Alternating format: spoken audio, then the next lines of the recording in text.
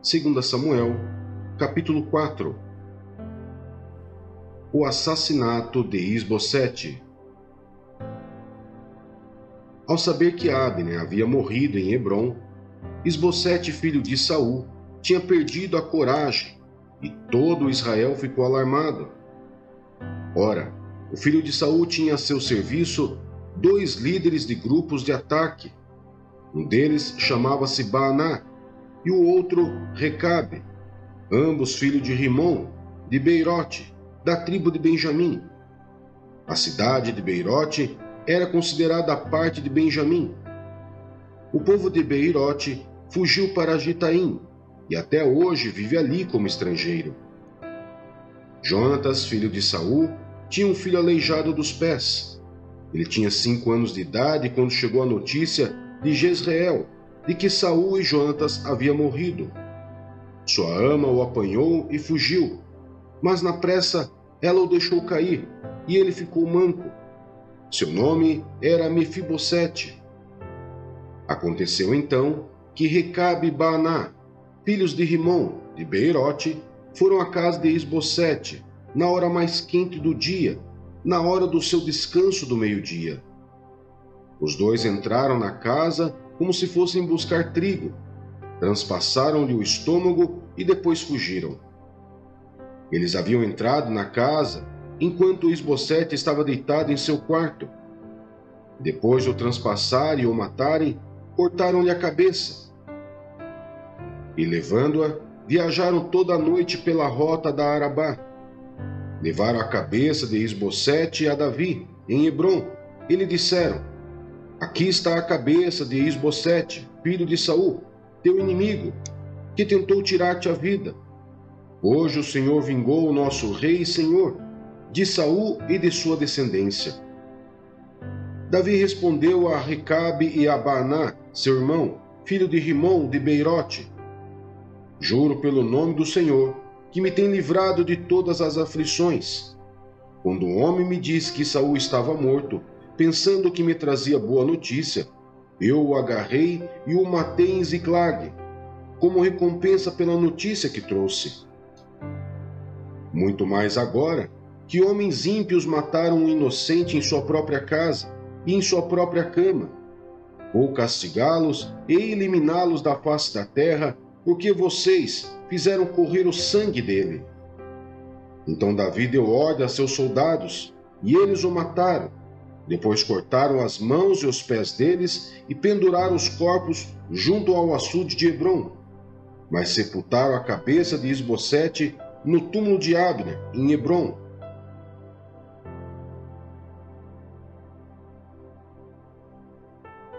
Segunda Samuel, capítulo 5. Davi torna-se rei de Israel. Representantes de todas as tribos de Israel foram dizer a Davi em Hebrom: Somos sangue do teu sangue. No passado, mesmo quando Saul era rei, eras tu quem liderava Israel em suas batalhas. E o Senhor te disse: Você pastoreará Israel, o meu povo, e será o seu governante. Então todas as autoridades de Israel foram ao encontro do rei Davi em Hebrom. O rei fez um acordo com eles em Hebrom perante o Senhor, e eles ungiram Davi, rei de Israel. Davi tinha 30 anos de idade quando começou a reinar, e reinou durante 40 anos. Em Hebrom, reinou sobre Judá 7 anos e meio, e em Jerusalém, reinou sobre todo Israel e Judá 33 anos. A conquista de Jerusalém. O rei e seus soldados marcharam para Jerusalém para atacar os jebuseus que viviam lá. E os jebuseus disseram a Davi: Você não entrará aqui. Até os cegos e os aleijados podem se defender de você. Eles achavam que Davi não conseguiria entrar, mas Davi conquistou a fortaleza de Sião, que veio a ser a cidade de Davi. Naquele dia disse Davi: Quem quiser vencer os jebuseus terá que utilizar a passagem de água para chegar àqueles cegos e aleijados, inimigos de Davi. É por isso que dizem: Os cegos e aleijados não entrarão no palácio. Davi passou a morar na fortaleza e chamou a cidade de Davi. Construiu defesas na parte interna da cidade desde o Milo. E ele se tornou cada vez mais poderoso, pois o Senhor, o Deus dos exércitos, estava com ele. Pouco depois, Hirão, rei de Tiro, enviou a Davi uma delegação, que trouxe toras de cedro e também carpinteiros e pedreiros, que construíram um palácio para Davi. Então Davi teve certeza de que o Senhor o confirmava como rei de Israel e que seu reino estava prosperando por amor de Israel, o seu povo. Depois de mudar-se de Hebrom para Jerusalém, Davi tomou mais concubinas e esposas, e gerou mais filhos e filhas. Estes são os nomes dos que lhe nasceram ali: Samua, Sobabe, Natã, Salomão, Ibar, Elisua, Nefeg, Jafia, Elisama, Eliada e Elifelete. Davi derrota os filisteus. Ao saberem que Davi tinha sido ungido rei de Israel, os filisteus foram com todo o exército prendê-lo. Mas Davi soube disso e foi para a fortaleza. Tendo os filisteus se espalhado pelo vale de Refaim, Davi perguntou ao Senhor: Devo atacar os filisteus? Tu os entregarás nas minhas mãos? O Senhor lhe respondeu: Vá, e eu os entregarei nas tuas mãos. Então Davi foi a Baal-Perazim, e lá os derrotou, e disse: Assim como as águas de uma enchente causam destruição, pelas minhas mãos o Senhor destruiu os meus inimigos diante de mim. Então aquele lugar passou a ser chamado Baal-Perazim. Como os filisteus haviam abandonado os seus ídolos ali, Davi e seus soldados os apanharam. Mais uma vez os filisteus marcharam e se espalharam pelo vale de Refaim. Então Davi consultou o Senhor de novo, que lhe respondeu: Não ataque pela frente, mas dê a volta por trás deles e ataque-os em frente das amoreiras. Assim que você ouvir um som de passos por cima das amoreiras, saia rapidamente, pois será esse o sinal de que o Senhor saiu à sua frente para ferir o exército filisteu. Davi fez como o Senhor lhe tinha ordenado e derrotou os filisteus por todo o caminho, desde Gibeon até Gezer.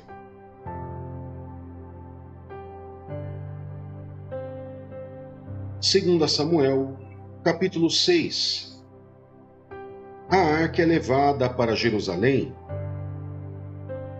De novo Davi reuniu os melhores guerreiros de Israel, 30.000 ao todo.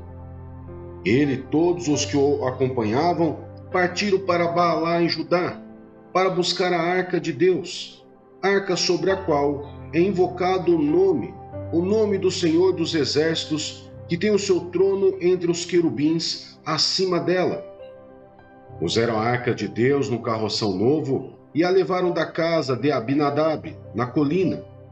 Uzá e Aiô, filho de Abinadab, conduziram um carroção com a arca de Deus. Aiô andava na frente dela. Davi e todos os israelitas iam cantando e dançando perante o Senhor, ao som de todo tipo de instrumentos de pinho, harpa, lira, tamborins, chocalhos e símbolos. Quando chegaram à eira de Nacon, Uzá esticou o braço e segurou a arca de Deus, porque os bois haviam tropeçado. A ira do Senhor acendeu-se contra Uzá por seu ato de irreverência. Por isso, Deus o feriu, e ele morreu ali mesmo, ao lado da arca de Deus. Davi ficou contrariado porque o Senhor, em sua ira, havia fulminado Uzá. Até hoje aquele lugar é chamado Pérez-Uzá. Naquele dia Davi teve medo do Senhor e se perguntou: Como vou conseguir levar a arca do Senhor? Por isso ele desistiu de levar a arca do Senhor para a cidade de Davi. Em vez disso, levou-a para a casa de Obed-edom, de Gate. A arca do Senhor ficou na casa dele por 3 meses, e o Senhor o abençoou e a toda a sua família. E disseram ao rei Davi: O Senhor tem abençoado a família de Obed-edom e tudo o que ele possui, por causa da arca de Deus. Então Davi, com grande festa, foi à casa de Obed-edom e ordenou que levasse a arca de Deus para a cidade de Davi. Quando os que carregavam a arca do Senhor davam 6 passos, ele sacrificava um boi e um novilho gordo. Davi, vestindo o colete sacerdotal de linho, foi dançando com todas as suas forças perante o Senhor, enquanto ele e todos os israelitas levavam a arca do Senhor ao som de gritos de alegria e de trombetas. Aconteceu que, entrando a arca do Senhor na cidade de Davi, Mical, filha de Saul, observava de uma janela. E ao ver o rei Davi dançando e celebrando perante o Senhor, ela o desprezou em seu coração. Eles trouxeram a arca do Senhor e a colocaram na tenda que Davi lhe havia preparado. E Davi ofereceu holocaustos e sacrifícios de comunhão perante o Senhor. Após oferecer os holocaustos e os sacrifícios de comunhão, ele abençoou o povo em nome do Senhor dos Exércitos, e deu um pão, um bolo de tâmaras e um bolo de uva passas a cada homem e a cada mulher israelita. Depois todo o povo partiu, cada um para sua casa. Voltando Davi para casa para abençoar sua família, Mical, filha de Saul, saiu ao seu encontro e lhe disse: Como o rei de Israel se destacou hoje, tirando o manto na frente das escravas de seus servos, como um homem vulgar. Mas Davi disse a Mical: Foi perante o Senhor que eu dancei, perante aquele que me escolheu em lugar de seu pai ou de qualquer outro da família dele, quando me designou soberano sobre o povo do Senhor, sobre Israel. Perante o Senhor celebrarei e me rebaixarei ainda mais, e me humilharei aos meus próprios olhos, mas serei honrado por essas escravas que você mencionou. E até o dia de sua morte, Mical, filha de Saul, jamais teve filhos.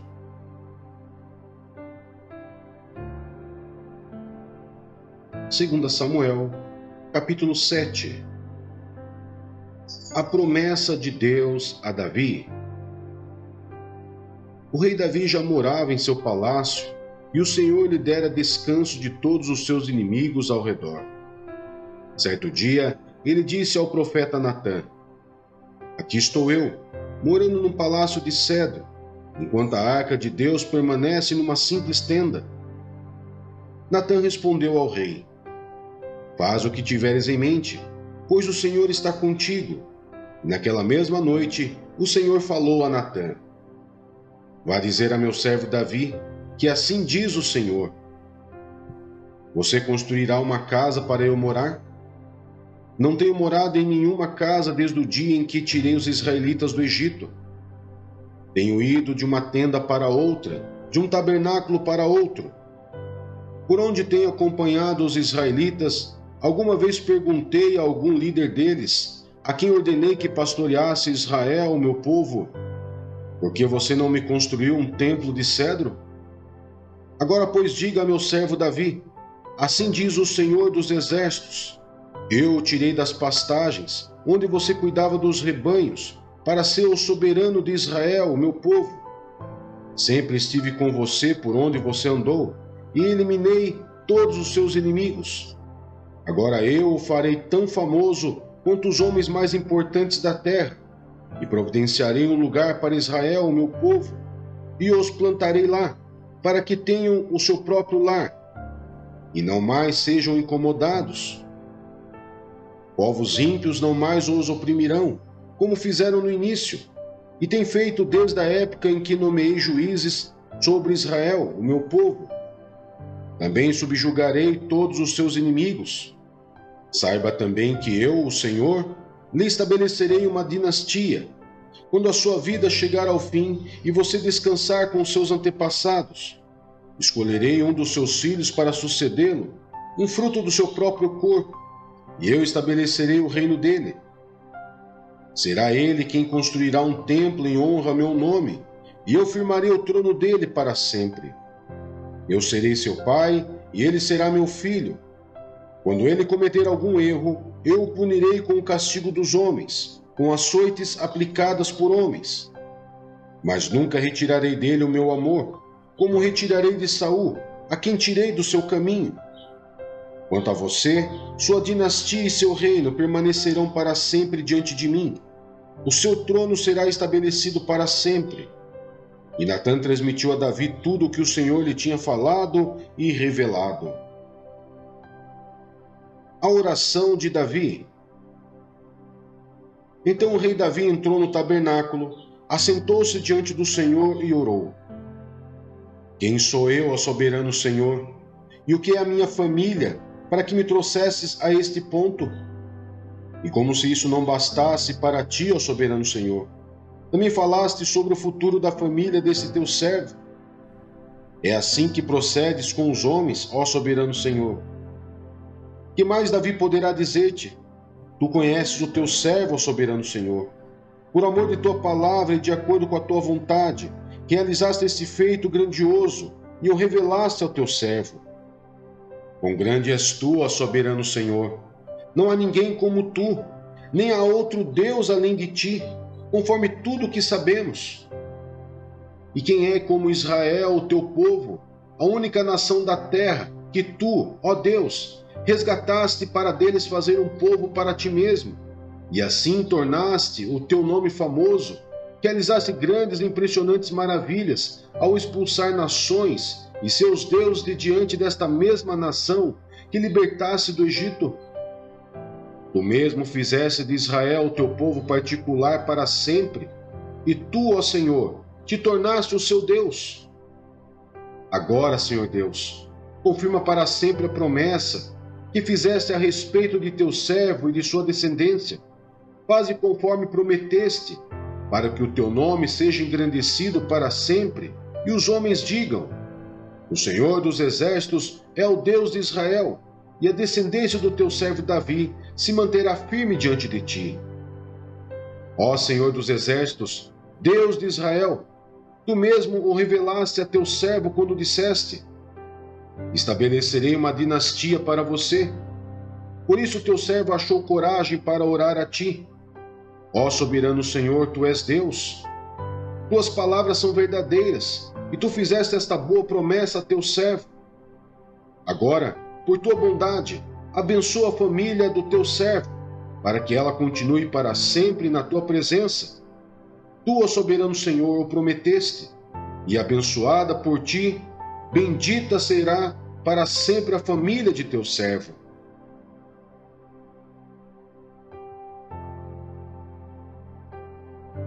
Ezequiel, capítulo 13. A condenação dos falsos profetas. A palavra do Senhor veio a mim, disse ele: Filho do homem, profetize contra os profetas de Israel que estão profetizando agora. Diga àqueles que estão profetizando pela sua própria imaginação: ouçam a palavra do Senhor. Assim diz o soberano Senhor: ai dos profetas tolos, que seguem o seu próprio espírito e não viram nada. Seus profetas, ó Israel, são como chacais no meio de ruínas. Vocês não foram consertar as brechas do muro para a nação de Israel, para que ela pudesse resistir firme ao combate do dia do Senhor. Suas visões são falsas e suas adivinhações mentira. Dizem palavra do Senhor, quando o Senhor não os enviou. Contudo, esperam que as suas palavras se cumpram. Acaso vocês não tiveram visões falsas e não pronunciaram adivinhações mentirosas quando disseram palavra do Senhor, sendo que eu não falei? Portanto, assim diz o soberano Senhor: por causa de suas palavras falsas e de suas visões mentirosas, estou contra vocês. Palavra do soberano Senhor. Minha mão será contra os profetas que têm visões falsas e proferem adivinhações mentirosas. Eles não pertencerão ao conselho do meu povo, não estarão inscritos nos registros da nação de Israel, e não entrarão na terra de Israel. Então vocês saberão que eu sou o soberano, o Senhor. Porque fazem o meu povo desviar-se, dizendo-lhe paz, quando não há paz? E quando constroem um muro frágil, passam-lhe cal, diga-lhe àqueles que passam cal. Esse muro vai cair, virá chuva torrencial, e derramarei chuva de pedra, e rajarão ventos violentos. Quando o muro desabar, o povo lhes perguntará: onde está a caiação que vocês fizeram? Por isso, assim diz o soberano Senhor: na minha ira permitirei o estouro de um vento violento, e na minha indignação, chuva de pedra e um aguaceiro torrencial cairão com ímpeto destruidor. Despedaçarei o muro que vocês caiaram, e o arrasarei para que se desnudem os seus alicerces. Quando ele cair, vocês serão destruídos com ele, e saberão que eu sou o Senhor. Assim esgotarei minha ira contra o muro e contra aqueles que o caiaram. Direi a vocês: o muro se foi, e também aqueles que o caiaram. Os profetas de Israel que profetizaram sobre Jerusalém e tiveram visões de paz para ela quando não havia paz. Palavra do soberano, o Senhor. Agora, filho do homem, vire o rosto contra as filhas do seu povo que profetizam pela sua própria imaginação. Profetize contra elas e diga: assim diz o Senhor, o soberano: ai das mulheres que costuram berloques de feitiço em seus pulsos e fazem véus de vários comprimentos para a cabeça a fim de enlaçarem o povo. Pensam que vão enlaçar a vida do meu povo e preservar a vida de vocês? Vocês me profanaram no meio do meu povo em troca de uns punhados de cevada e de migalhas de pão. Ao mentirem ao meu povo que houve mentiras, vocês mataram aqueles que não deviam ter morrido e pouparam aqueles que não deviam viver. Por isso, assim diz o soberano Senhor: estou contra os seus berloques de feitiço, com os quais vocês prendem o povo como se fossem passarinhos, e os arrancarei dos seus braços, porém em liberdade o povo que vocês prendem como passarinhos. Rasgarei os seus véus e libertarei o meu povo das mãos de vocês, e ele não será mais presa do seu poder. Então vocês saberão que eu sou o Senhor. Vocês, mentindo, desencorajam o justo contra a minha vontade e encorajam os ímpios a não se desviarem dos seus maus caminhos para salvarem a sua vida. Por isso, vocês não terão mais visões falsas e nunca mais vão praticar adivinhação. Livrarei o meu povo das mãos de vocês, e então vocês saberão que eu sou o Senhor.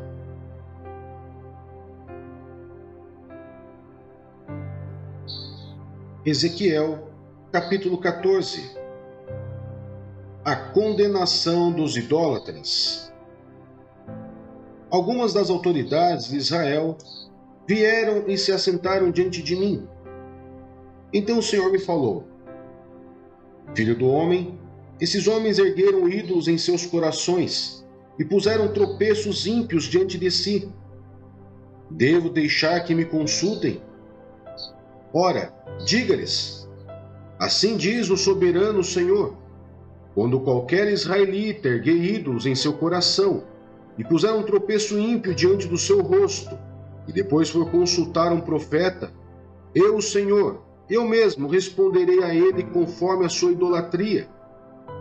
Isto farei para reconquistar o coração da nação de Israel, que me abandonou em troca de seus ídolos. Por isso diga à nação de Israel: assim diz o soberano Senhor: arrependa-se, desvie-se dos seus ídolos e renuncie a todas as práticas detestáveis. Quando qualquer israelita ou qualquer estrangeiro residente em Israel separar-se de mim, erguer ídolos em seu coração e puser um tropeço ímpio diante de si, e depois for a um profeta para me consultar, eu, Senhor, eu mesmo, responderei a ele. Voltarei o meu rosto contra aquele homem e farei dele um exemplo e um objeto de zombaria. Eu o eliminarei do meio do meu povo, e vocês saberão que eu sou o Senhor. E se o profeta for enganado e levado a proferir uma profecia, eu, Senhor, terei enganado aquele profeta, e estenderei o meu braço contra ele e o destruirei, tirando-o do meio de Israel, o meu povo. O profeta será tão culpado quanto aquele que consultar. Ambos serão castigados. Isso para que a nação de Israel não se desvie mais de mim, nem mais se contamine com todos os seus pecados. Serão o meu povo, e eu serei o seu Deus. Palavra do soberano Senhor. Julgamento inevitável. Esta palavra do Senhor veio a mim. Filho do homem, se uma nação pecar contra mim por infidelidade, estenderei contra ela o meu braço para cortar o seu sustento, enviar fome sobre ela e exterminar seus homens e seus animais. Mesmo que esses 3 homens, Noé, Daniel e Jó, estivessem nela. Por sua retidão, eles só poderiam livrar a si mesmos. Palavra do soberano, o Senhor. Ou, se eu enviar animais selvagens para aquela nação, e eles a deixarem sem filhos, e ela for abandonada de tal forma que ninguém passe por ela, com medo dos animais, juro pela minha vida, palavra do soberano Senhor, mesmo que aqueles 3 homens estivessem nela, eles não poderiam livrar os seus próprios filhos ou filhas, só a si mesmos livrariam, e a nação seria arrasada. Ou, se eu trouxer a espada contra aquela nação e disser que a espada passe por toda essa terra, e eu exterminar dela os homens e os animais, juro pela minha vida, palavra do soberano Senhor, mesmo que aqueles 3 homens estivessem nela, eles não poderiam livrar seus próprios filhos ou filhas, somente eles se livrariam. Ou, se eu enviar uma peste contra aquela terra, e despejar sobre ela a minha ira, derramando sangue, exterminando seus homens e seus animais, juro pela minha vida, palavra do soberano Senhor, mesmo que Noé, Daniel e Jó estivessem nela, eles não poderiam livrar seus filhos e suas filhas. Por sua justiça, só poderiam livrar a si mesmos. Pois assim diz o soberano Senhor: quanto pior será quando eu estiver contra Jerusalém, os meus 4 terríveis juízos, a espada, a fome, os animais selvagens e a peste, para com eles exterminar os seus homens e seus animais. Contudo, haverá alguns sobreviventes, filhos e filhas que serão retirados dela. Eles virão a vocês, e quando vocês virem a conduta e as ações deles, vocês se sentirão consolados com relação à desgraça que eu trouxe sobre Jerusalém.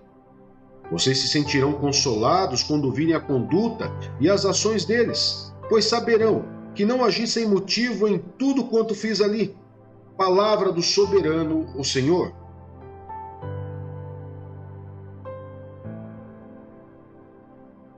Ezequiel, capítulo 15. Jerusalém, a videira inútil. A palavra do Senhor veio a mim. Disse ele: filho do homem, em que madeira da videira é melhor do que o galho de qualquer árvore da floresta? Alguma vez a madeira dela é usada para fazer algo útil? Alguém faz suportes com ela para neles pendurar coisas? E depois de lançada no fogo como combustível, e o fogo queimar as 2 extremidades e carbonizar o meio, servirá para alguma coisa? Se não foi útil para coisa alguma enquanto estava inteira, muito menos o será quando o fogo a queimar, e ela estiver carbonizada. Por isso diz o soberano Senhor: assim como destinei a madeira da videira contra as árvores da floresta, para servir de lenha para o fogo, também tratarei os habitantes de Jerusalém. Voltarei contra eles o meu rosto. Do fogo saíram, mas o fogo os consumirá. E quando eu voltar o meu rosto contra eles, vocês saberão que eu sou o Senhor. Arrasarei a terra porque eles foram infiéis. Palavra do soberano, o Senhor.